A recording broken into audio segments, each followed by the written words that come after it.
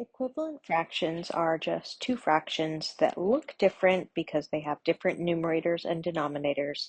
However, they have the same value.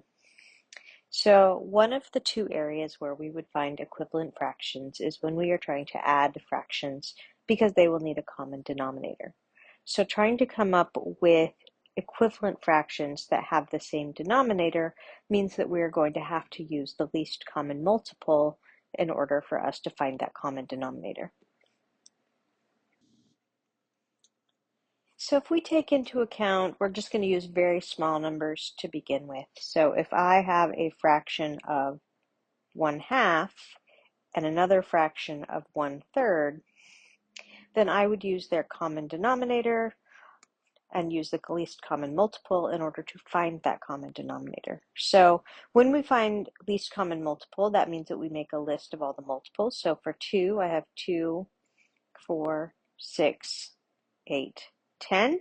And for 3, I have 3, 6, 9, and 12.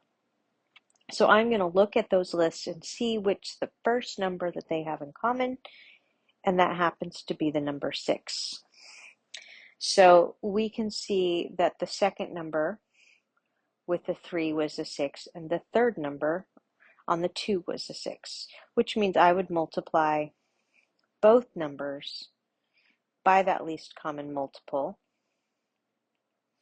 to find that 1/2 is equivalent to 3/6, and I would multiply both numbers of the 1/3 by 2 in order for me to have 2/6 is the equivalent fraction to 1/3. So this is called scaling up because we're making the fractions have bigger numbers by multiplying by a factor that's going to give them the least common multiple that they share. So that's how we would make equivalent fractions for larger, for common denominators. So we're going to go ahead and do another one just so you see a second example. So if I had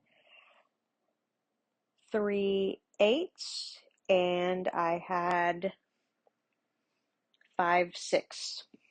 So I want to find the least common multiple of those. So I'm going to go ahead and make those lists down below. So I have 8, 16, 24, 32. And I usually start with 3 or 4 if I'm making a list like this. And so on 5/6, we're going to have 6, 12, 18, 24, and 30. So I'm going to go ahead and look at both lists, see if I have a number that's in common. I do see that they both have 24. So since they both have 24, I'm going to go ahead and count. This is 1, 2, the third term for 8, and the fourth term for 6. So that tells me what I would multiply by because 8 times 3 will give me 24. So I'm going to go ahead and scale up the 3/8 by multiplying top and bottom by the factor of 3. So that's going to give me 9/24. And I'm going to go ahead and multiply the top and the bottom by a factor of 4 because 6 times 4 is what gives me 24. And that gives me an equivalent fraction of 20/24. In a later video, we will be talking about how to add fractions, but it's going to use this skill of finding a common denominator, which uses the skill of least common multiple.